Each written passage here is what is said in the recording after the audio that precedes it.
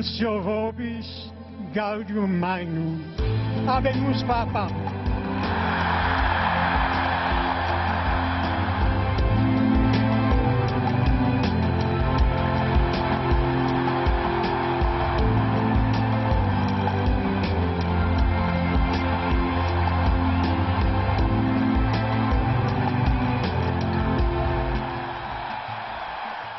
Fratelli e sorelle, Brothers and sisters, buonasera.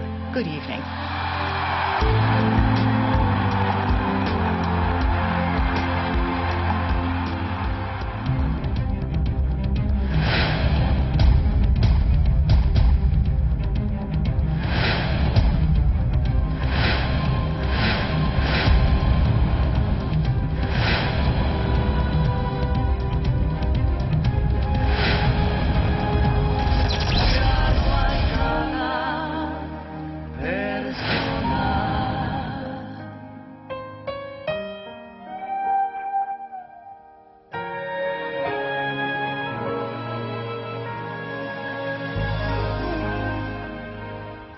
Se llama Jorge Mario Bergoglio.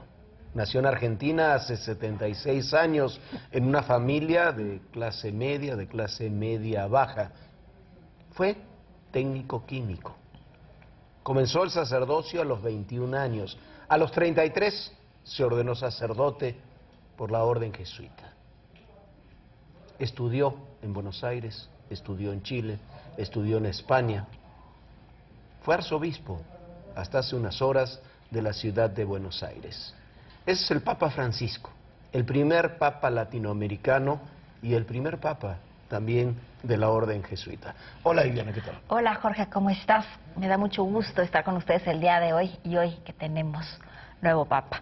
Los católicos en América Latina suponen el 41% de un total de 1.200 millones de fieles. El arzobispo de Buenos Aires, Argentina, es considerado un hombre modesto, con discursos que ha denunciado la pobreza y la corrupción en su natal país. Pero, además de eso, ¿quién es Jorge Mario Bergoglio? Jorge Mario Bergoglio apareció en el balcón de la Basílica de San Pedro sin la estola ceremonial, como un símbolo de austeridad para la Iglesia. Es el primer papa latinoamericano y jesuita. Bergoglio había sido uno de los cardenales más votados en el cónclave de 2005, donde se eligió a Benedicto XVI. Así, Jorge Mario Bergoglio es el primer papa jesuita de la historia del catolicismo, que a partir de ahora será llamado Francisco.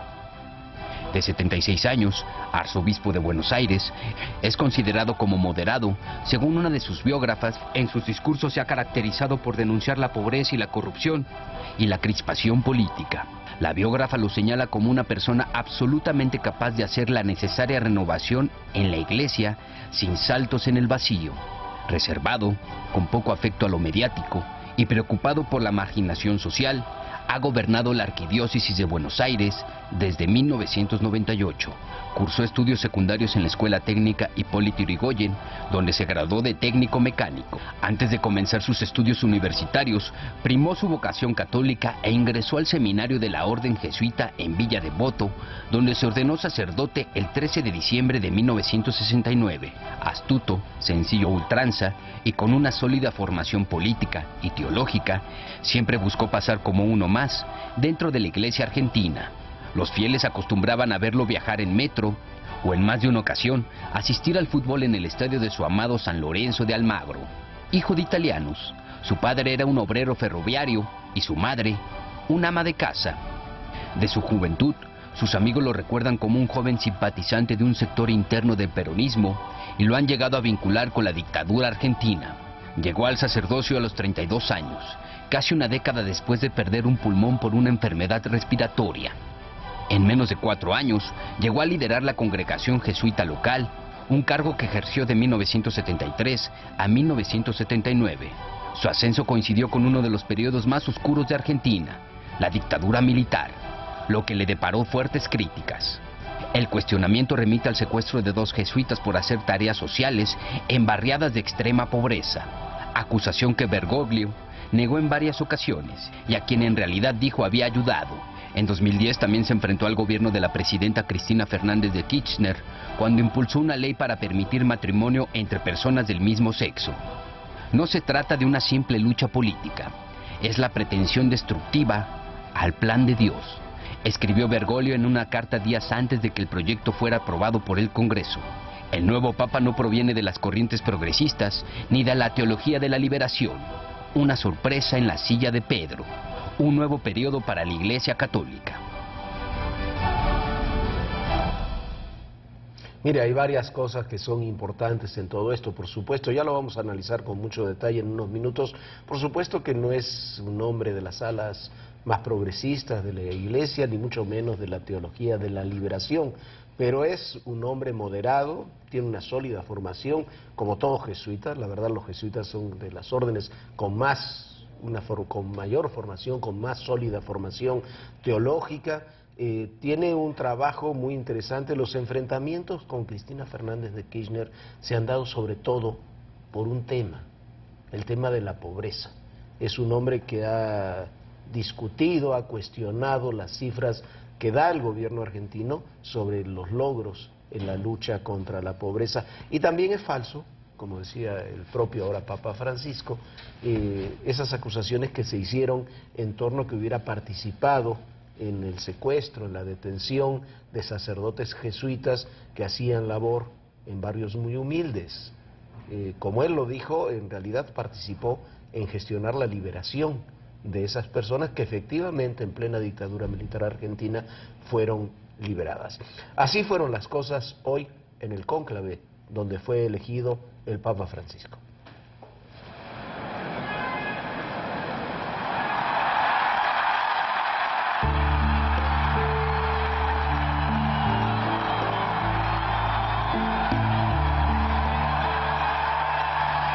Annuncio vobis Gaudium Magnum.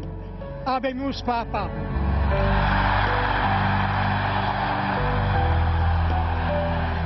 Fue el cardenal francés Jean-Louis Tauran quien anunció el nuevo Papa.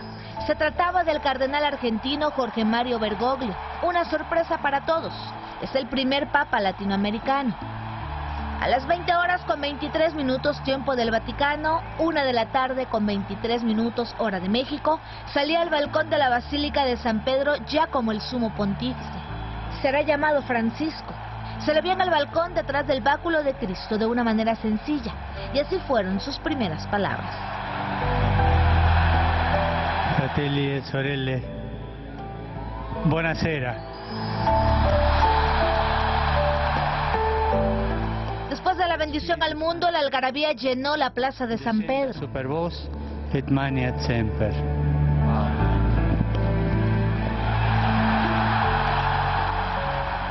Las banderas de Argentina no dejaban de ondear tras conocer la nacionalidad del nuevo Papa, mientras Jorge Mario Bergoglio regresaba a la capilla de San Pedro.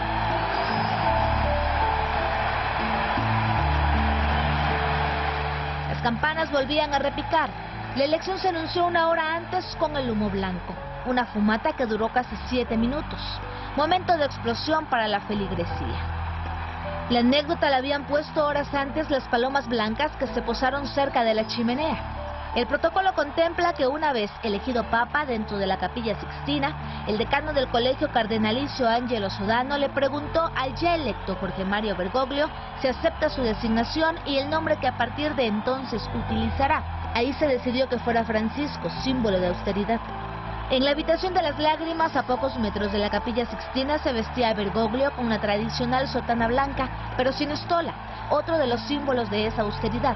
En su mensaje dedicó palabras para el Papa emérito Benedicto XVI y pidió que oraran por él. Un cónclave breve, con sorpresas y con gran expectación, no solo para el mundo católico, de cómo llevará las riendas de la Iglesia en un momento decisivo.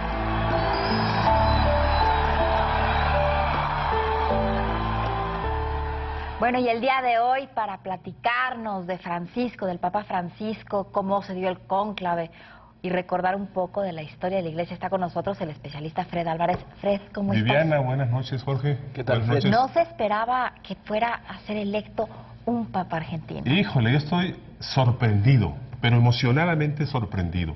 Yo lo dije en este espacio, que iba a ser un italiano, pero no pensaba que iba a ser un papa de origen italiano, con apellido italiano.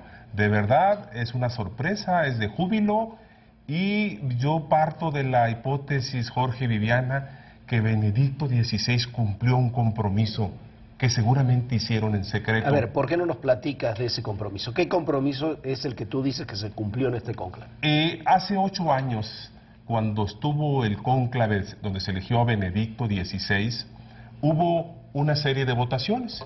En la tercera votación del segundo día se quedó trabado el cónclave cuando tuvo 40 votos el señor Bergoglio y 72 votos tuvo Benedicto XVI. Requería 77 votos, al igual que en este cónclave. Después, en la hora de la reflexión, Jorge, Viviana, dicen los que estuvieron allí, porque es bajo secreto de confesión, que Bergoglio les pidió con lágrimas en los ojos que ya no votaran por él, porque corría el riesgo de irse y de prolongarse mucho tiempo. Entonces viene la cuarta votación y Ratzinger lo nombran papa con 84 votos, 26 todavía de los seguidores. A pesar del pedido a pesar de que les pidió, 26 que votaron por él, que seguramente estuvieron muchos de ellos en el cónclave de hoy. Y yo digo que le cumplió porque lo primero que hizo cuando lo nombraron hoy papa fue hablarle por teléfono al emérito, y en el mensaje que lanza dice textualmente que agradece sobre todo y pide orar por Benedicto XVI. Recemos todos juntos por él, dice textual, para que el Señor lo bendiga y la Virgen lo custodie. Estamos ante un fenómeno, Viviana, Jorge, inédito. Pero sobre Hay dos todo, papas. De ser cierto lo que estás diciendo ahora, de no ser, bueno, una percepción como tienes tú, quiere decir que se están llegando a acuerdos y que efectivamente Benedicto XVI cumplió un acuerdo y tuvo la palabra para poder dejar el papado en algún momento de su periodo. De hecho, la renuncia de Benedicto XVI mandaba eso. Y manda también a un papa de 76 años, casi 77 años, que cumple este diciembre. O sea, no es un papa, como muchos analistas dijeron, de 60, 65. Ahora, se lo ve en estado de salud. Se le ve mejor que Tudor, claro, que fue el que tiene 69 años. Ahora, a ver, aquí hay dos temas que me parecen muy importantes que debemos analizar, además de todo lo eminentemente religioso. Por una parte, un papa latinoamericano.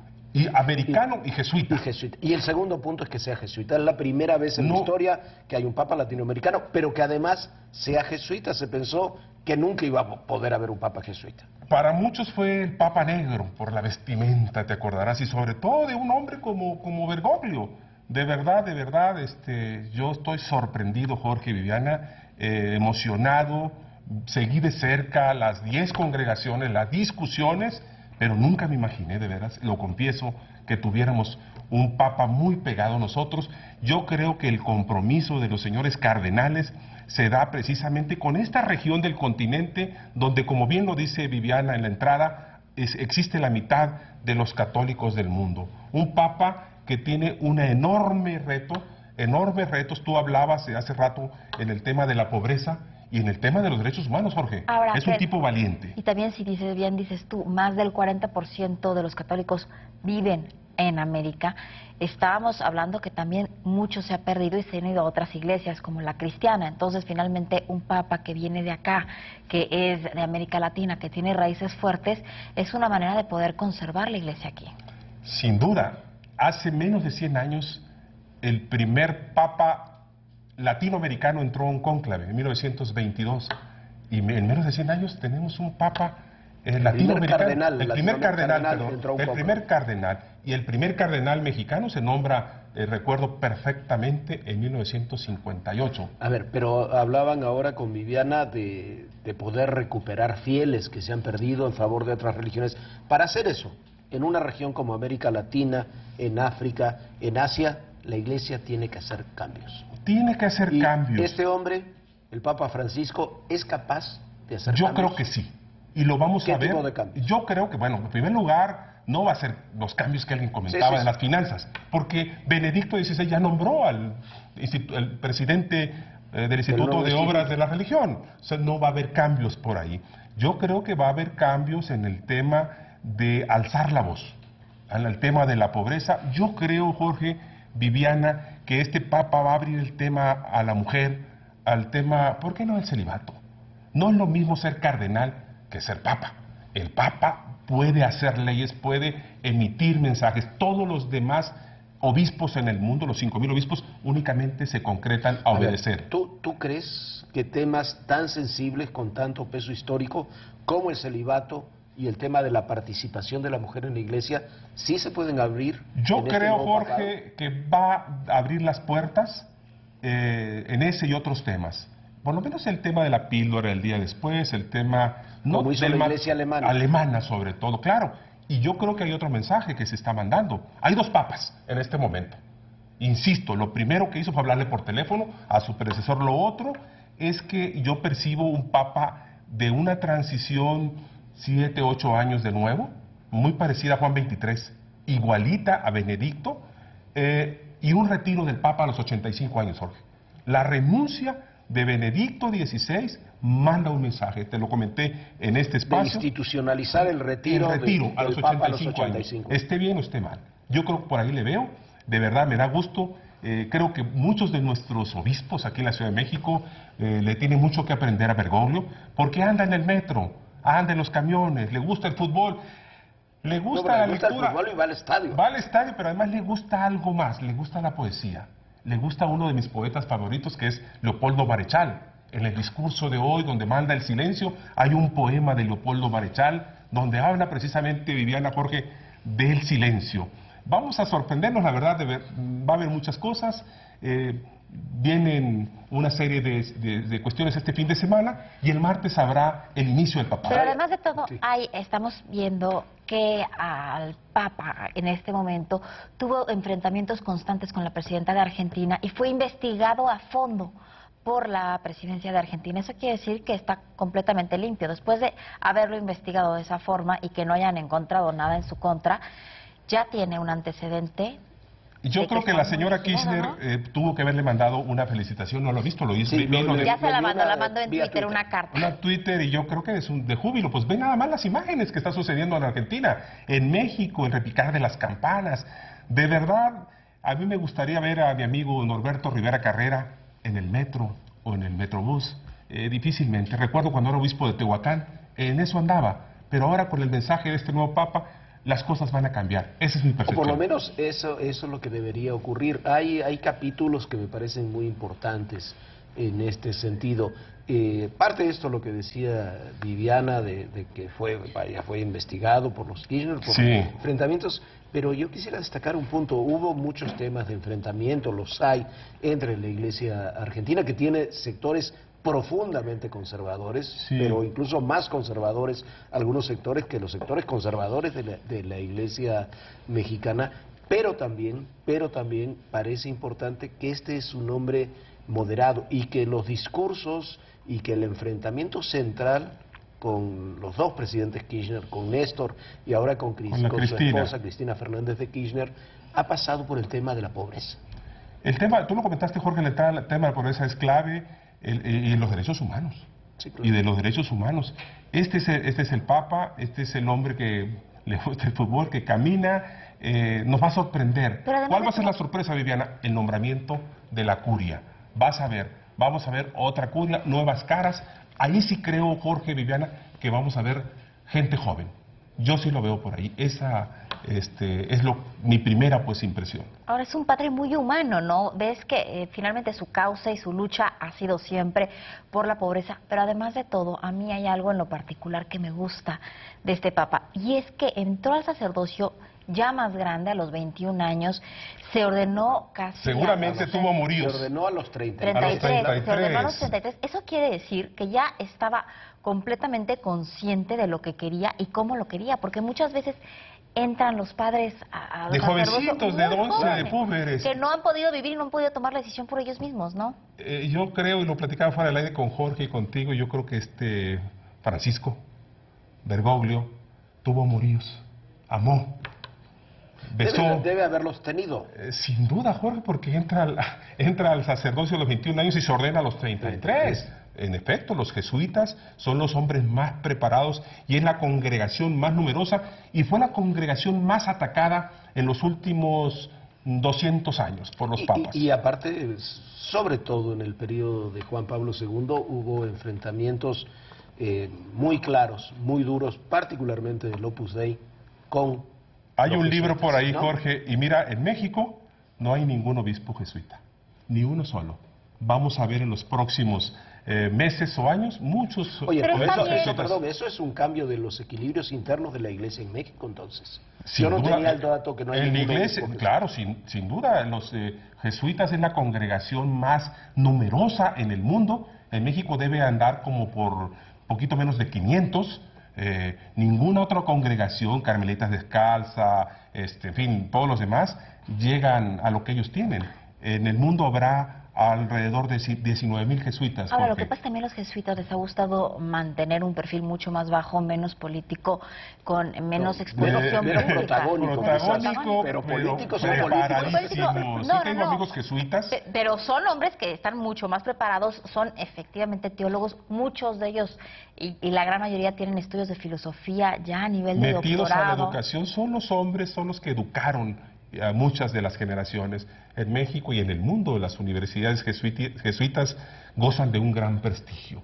Y uno de los temas en las universidades jesuitas, curiosamente, ha sido el tema de los derechos humanos. Y también ha habido algunos teólogos de la Universidad Universidad Iberoamericana. La Ibero, el ITESO en Guadalajara y todo el sistema del Instituto Patria. En fin, muchas de las escuelas y muchos se han formado en la escuela jesuita. Yo he tenido muchos amigos jesuitas, a los quiero felicitar, no he visto su posicionamiento, pero de verdad celebro mucho este nombramiento, Jorge. Nos queda, hablando de esto, nos queda un par de minutos solamente. Sí. Lo que vaya a hacer el Papa Francisco no lo sabemos, estamos especulando, ¿no? Pero lo que sí es una realidad, que hoy, lo decía la prensa internacional, en unos minutos después de su nombramiento, cambió la percepción de lo que iba a ser el siguiente Papa, y a mucha gente, creyente o no creyente, católica o no católica, le generó expectativas de que sí podía haber cambios cuando no se esperaban esos cambios. Esos cambios son y se deben gracias, y hay que decirlo con mucho cariño y respeto, a Benedicto XVI. Sí, a Benedicto XVI estaba presente, 33 kilómetros, y va a estar muy cerca de este Papa. Va a estar presente.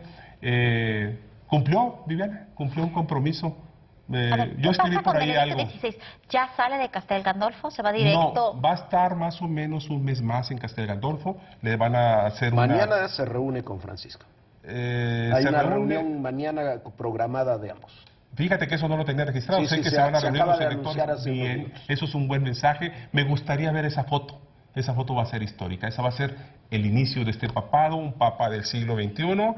Y esperemos, pues, que den un golpe y el catolicismo, pues, empiece otra vez a cobrar esperanza, fe, y que la gente pueda acercarse a los templos. Porque los templos en este momento, en esta época de Cuaresma, pues simplemente están vacíos, Jorge. Pero además va más allá simplemente de la fe, y esto puede ser un buen mensaje para quienes son creyentes y para quienes no son creyentes.